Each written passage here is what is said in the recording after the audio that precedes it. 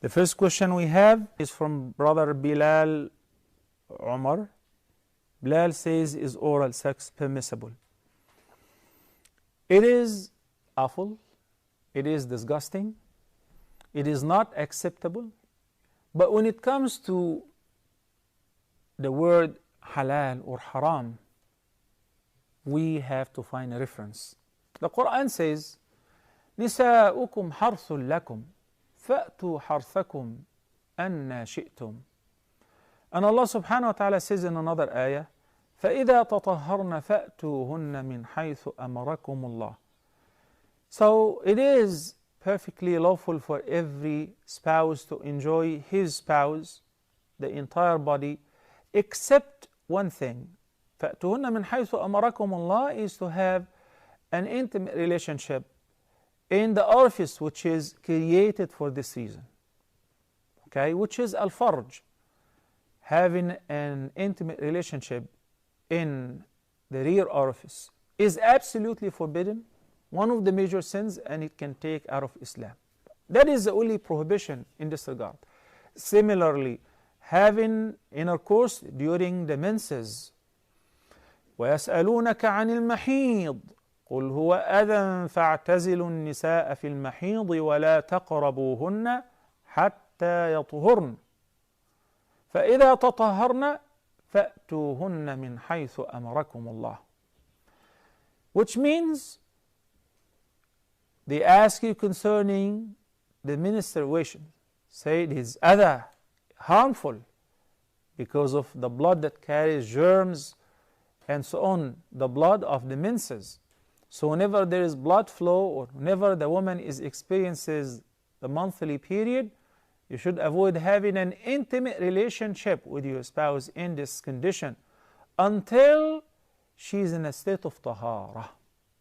And after the tahara, ائتُهُنَّ مِنْ حَيْثُ أَمَرَكُمُ اللَّهُ, embrace them wheresoever Allah allowed you to embrace, as I mentioned earlier. The place where she may conceive and have a child, and so on.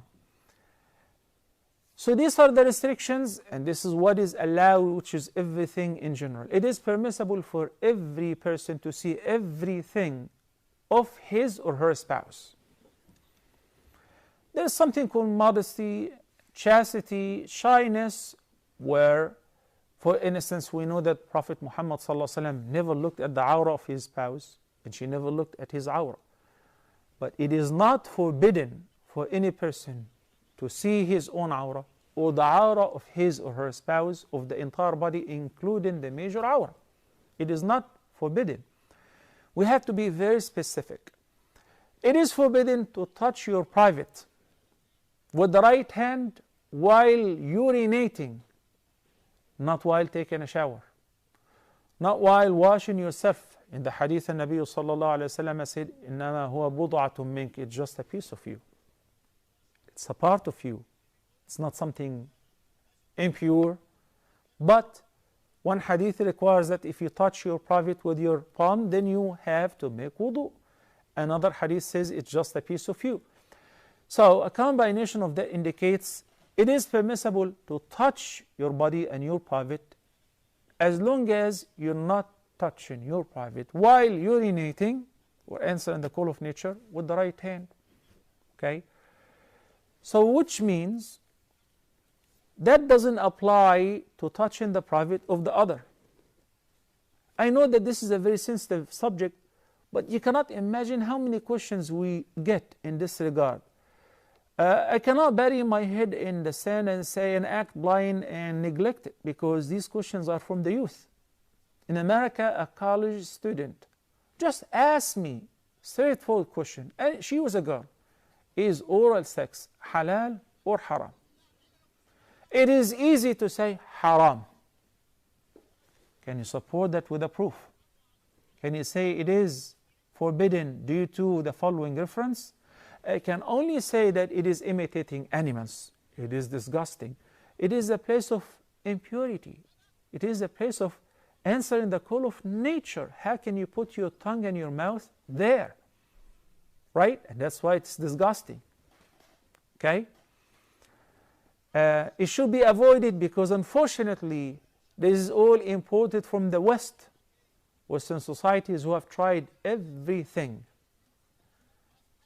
When they are done and finished with women and having even the worst kind of intimate relationship, which is forbidden and it leads to kufr, okay, they went to have sexual relations with the same gender, homosexuality. And when they're done with that, they moved on to animals. They will not have an end or a red line. Why? Because Allah subhanahu wa ta'ala says, وَمَنْ أَضَلُّ مِمَّنِ اتَّخَذَ إِلَهَهُ هَوَاهُ. Who is more astray than one who has taken his hawa, his lust or desire, as his own God? In a sense that whatever he desires, he does.